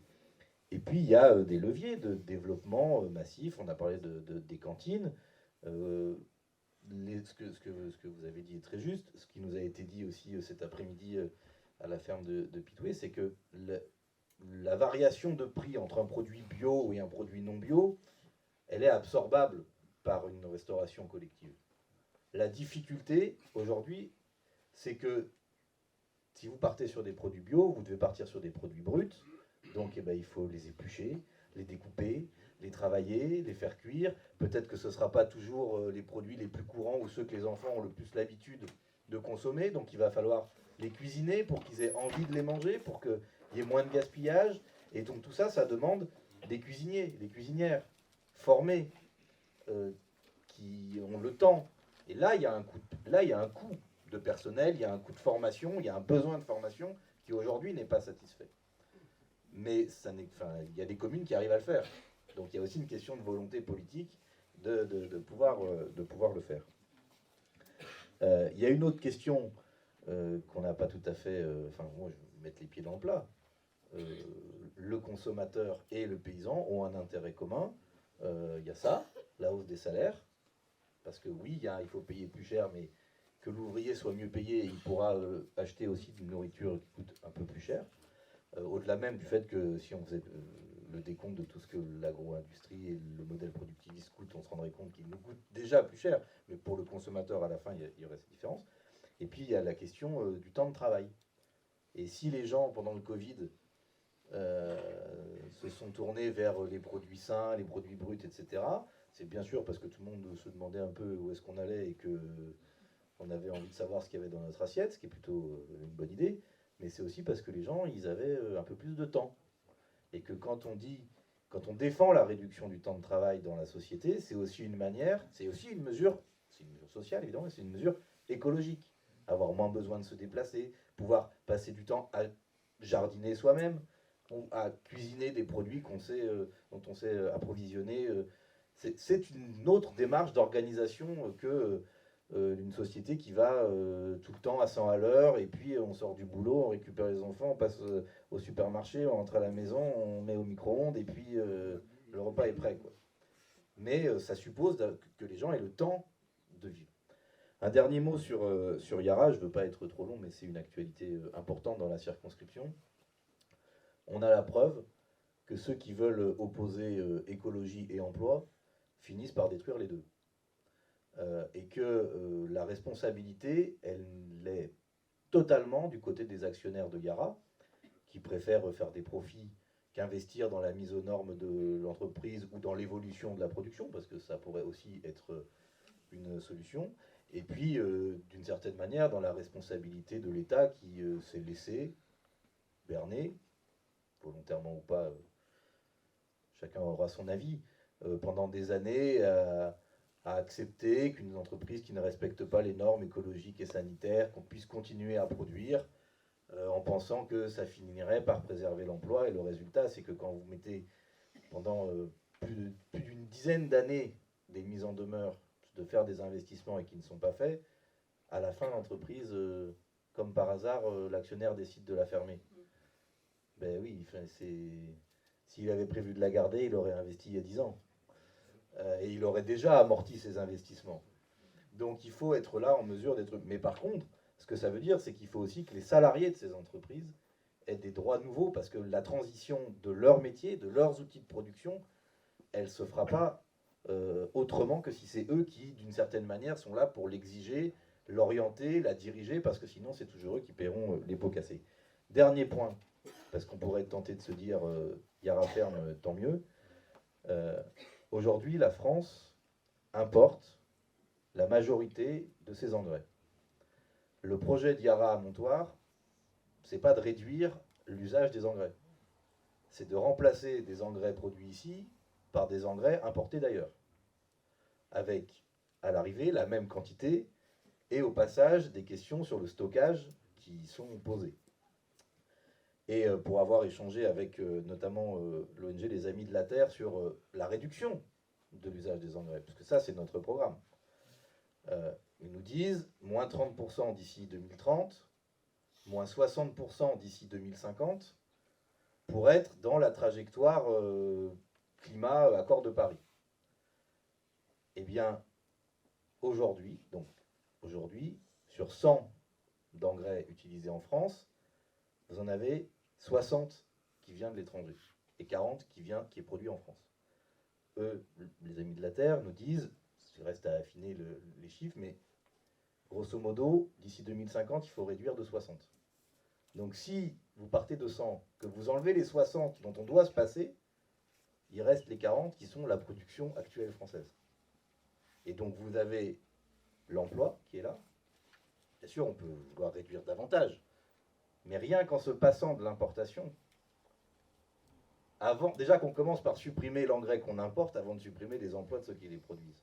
Mais par contre, ça veut dire investir pour le respect des normes sanitaires, sociales, de sécurité, et s'il le faut, se débarrasser de ceux qui ne veulent pas faire ces investissements pour que ce soit une maîtrise publique, sociale, parce qu'on ne peut pas dépendre des choix d'actionnaires dont le seul intérêt est de faire des profits. Voilà ce que je voulais dire sur ce sujet d'actualité de la circonscription. On va continuer le travail avec les associations de riverains, avec les salariés, pour faire la démonstration que ce n'est pas Yara qui doit faire la loi, et que s'ils veulent cesser la production, eh bien, nous exigerons d'eux qu'ils dépolluent le site intégralement, je dis bien intégralement, qu'ils rendent le foncier portuaire qu'ils utilisent, parce qu'on peut y faire d'autres activités écologiquement plus souhaitables, mais on ne les laissera pas garder un site pollué, inactif, uniquement pour faire de l'import de produits après avoir délocalisé leur production. Ça n'est pas acceptable. Voilà les précisions que je voulais donner sur ce sujet.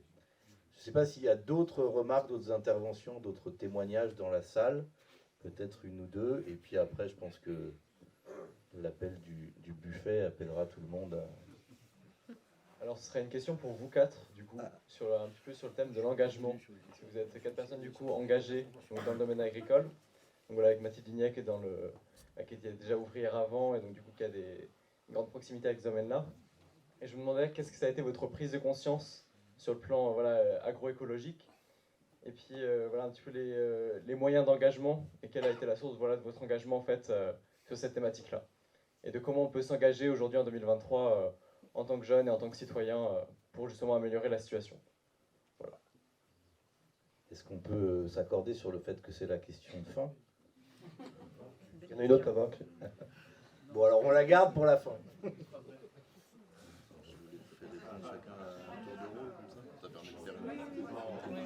Non, je vais être bref. Non, c'est par rapport à l'écologie, effectivement, et la malbouffe. On parlait ce soir de l'agriculture, mais aussi de l'alimentation. Et je crois qu'on n'a peut-être pas assez parlé de l'alimentation, mais bon, on en a parlé quand même. Et, donc le problème par rapport à ça, c'est qu'aujourd'hui, si on veut nourrir correctement avec du bio, on trouve dans les magasins, alors il y a les circuits courts, c'est l'idéal, moi c'est ce que j'essaye de faire, mais il y a une grosse partie du bio qui est vendue dans les grandes surfaces, malheureusement. Et qu'est-ce qu'on voit? C'est que ça vient principalement d'Espagne, du Chili, de je sais pas où, les fruits et légumes qui sont importés en grande quantité. Et c'est pas biologique que de produire des choses, on ne sait même pas d'ailleurs sous quel label, ils disent que c'est bio, mais quand ils ont fait des milliers de kilomètres pour arriver dans nos assiettes, c'est pas très écologique. Donc moi j'insiste sur le fait qu'il faut manger des fruits et légumes de saison. Pour faire des circuits courts, il faut s'habituer à cuisiner des choses qu'on n'a pas l'habitude. Il faut arrêter de prendre des plats préparés, tout prêts. Et il faut se mettre à la cuisine et puis et apprendre à préparer. Il y a très très bonnes choses dans tout ce qui est produit localement. Et c'est vraiment important. J'ai une dernière question. Là. Il y en a là et là. C'est pas une question. Hein. Bon, j'ai écouté et c'est vrai que tous les éléments que vous avez apportés montrent bien que tout est présent pour qu'on change l'agriculture, que ce soit au niveau financier, que ce soit les outils, que ce soit la volonté de vous qui êtes militante et militant. Et je me dis, mais nous, qu'est-ce qu'on a comme responsabilité sur le territoire à prendre pour que ça change? Et ça rejoint la question de l'engagement du jeune homme qui a été posé là. Et je me dis, et ça rejoint aussi la question de Jean qui l'a posé en premier sur l'accès à la terre.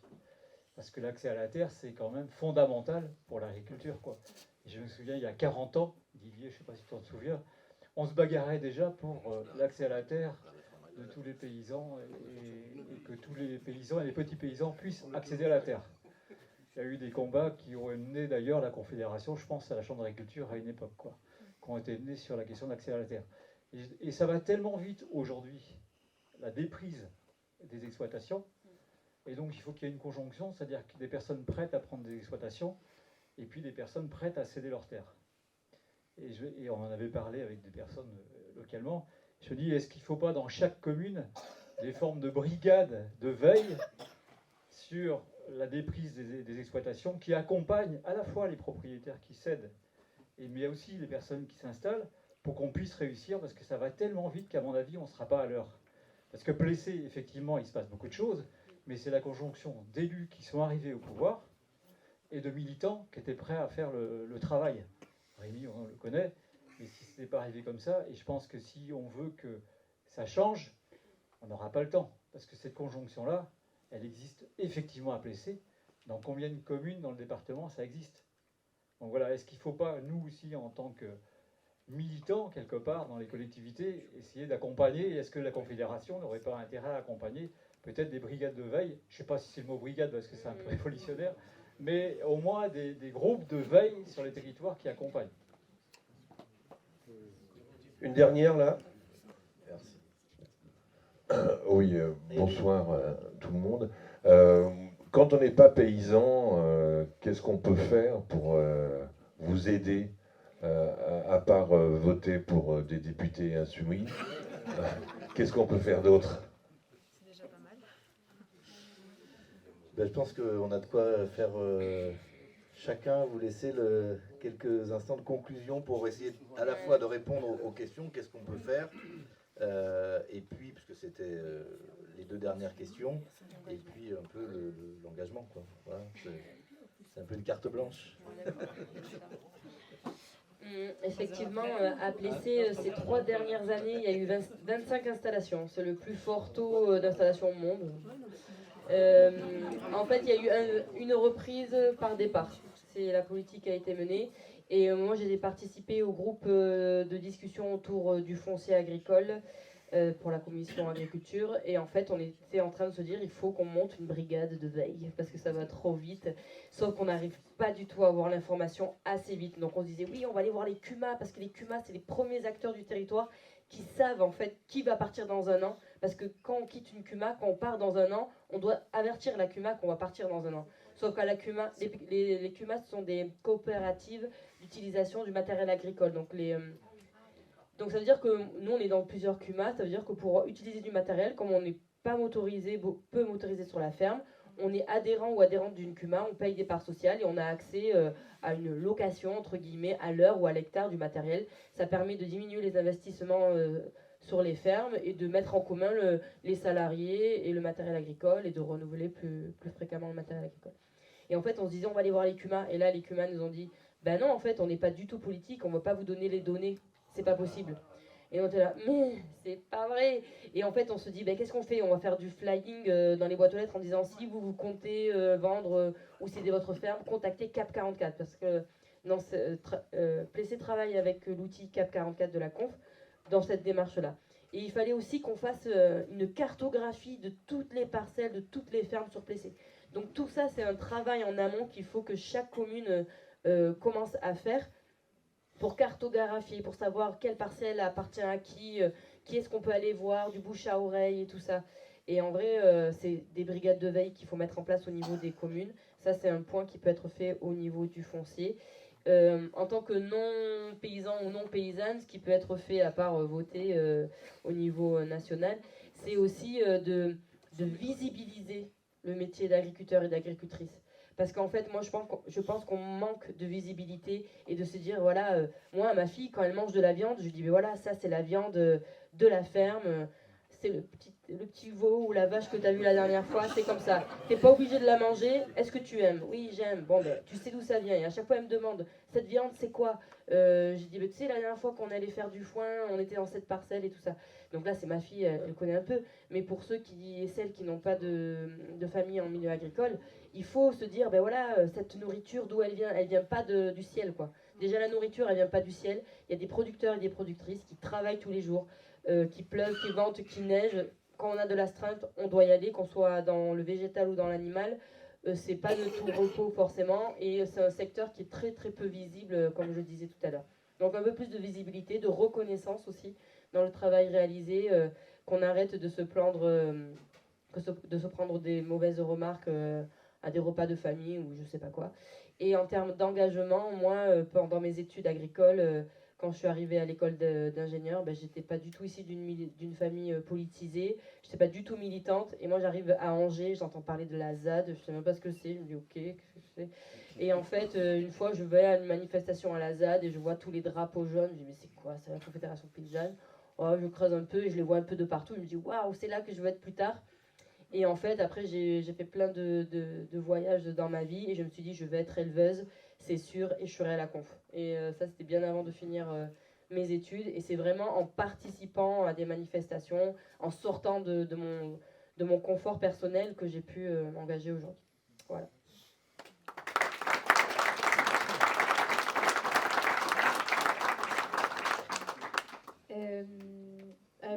Alors attends, mince, tu m'avais donné une idée en plus. Mais non, je sais plus sur.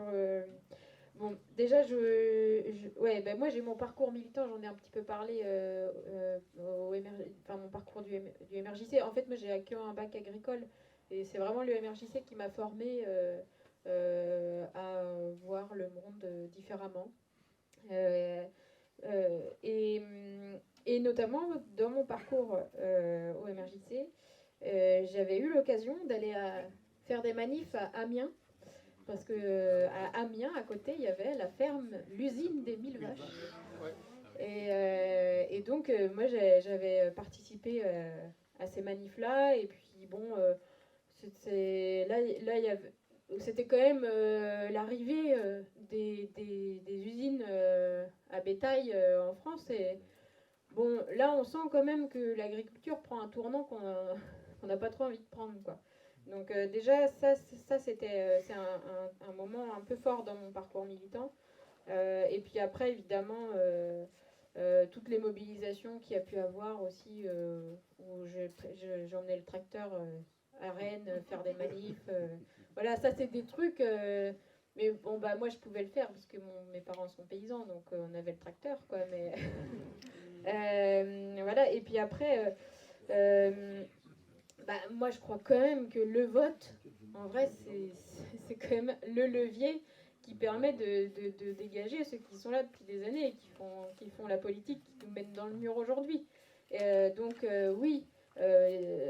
Alors, on peut voter pour des députés insoumis, mais bientôt, il y a les élections européennes qui ont un très faible taux de participation. Donc, faut faire campagne, faut dire aux gens d'aller voter, parce qu'en fait, c'est quand même au niveau de l'Europe que se joue la PAC, qui découle de tout ce qu'on vous a fait le tableau ce soir. C'est pas du tout français ma phrase, mais du tableau. Voilà. Donc, voter pour les élections européennes, faire campagne, ça, voilà. À partir du 6 décembre, la campagne commence, je crois. Donc ça, et puis après, faut prendre le pouvoir dans vos communes, quoi. Parce que là, c'est pareil. À Plessé, c'est des gens qui ont dit bon, allez, nous, on s'organise. Et on va faire différemment, on va faire du participatif. Voilà, donc on a du boulot, mais en fait, si on veut que ça change, on n'a pas le choix que d'aller prendre la place, quoi, de ceux qui font pas bouger les choses. Voilà.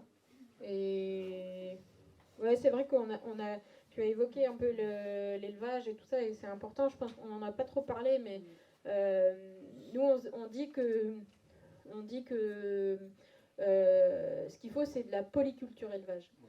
C'est les meilleurs systèmes, les plus vertueux, qui bouclent le cycle, quoi. C'est que on produit de l'alimentation, on a de quoi fertiliser les sols. Voilà, c'est vraiment et la polyculture élevage et la déspécialisation des régions. Parce qu'en France, on voit quand même que c'est très spécialisé. La Bretagne, c'est l'élevage, le lait, les cochons, la Beauce, les céréales et tout ça.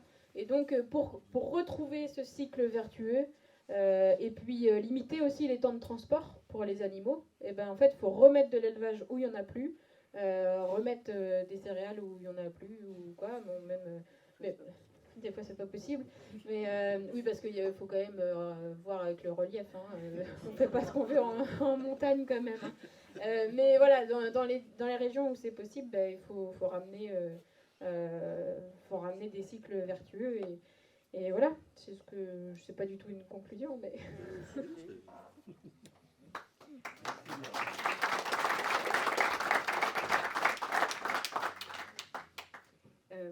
Pour ma part, l'engagement, je l'avais depuis longtemps au fond de moi, mais il est devenu un besoin pressant il y a quelque temps, quand j'ai pris conscience à quel point aussi le système dans lequel, notre système agricole dont on parle aujourd'hui, mais le système global dans lequel on vit, il n'est pas résilient face au choc et il n'est pas résilient face à la baisse des énergies fossiles qu'on va connaître dans les prochaines années avec certitude, même si on ne sait pas quand exactement.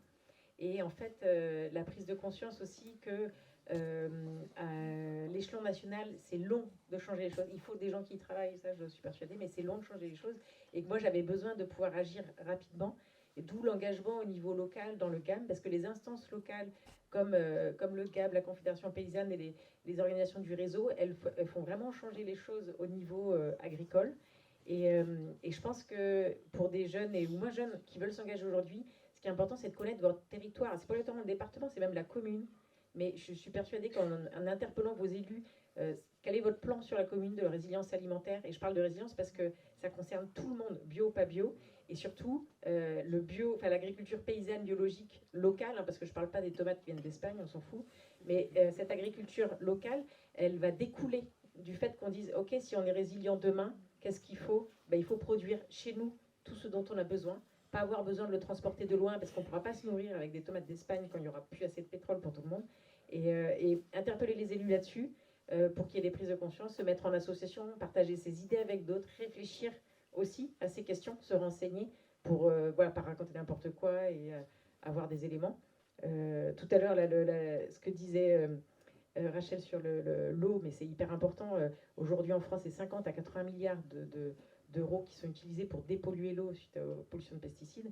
J'ai fait le rapide calcul, hein, c'est 100 000 euros par agriculteur et par an qu'on pourrait leur donner, par exemple, pour faire du bio intégral et pour aussi embaucher des gens, parce qu'après, travailler dans un système plus résilient, ça demande aussi beaucoup plus de gens dans l'agriculture, donc c'est aussi communiquer positivement sur le métier de l'agriculteur, de la campagne. Ok, c'est dur, mais on sait pourquoi on se couche le soir, on n'a pas besoin de somnifères, et on peut retirer beaucoup de plaisir aussi de ce métier-là, donc de communiquer positivement. Voilà. Moi, je suis une fille de la ville aussi, donc voilà, j'étais pas née dedans et on peut quand même en tomber amoureux. Donc, merci.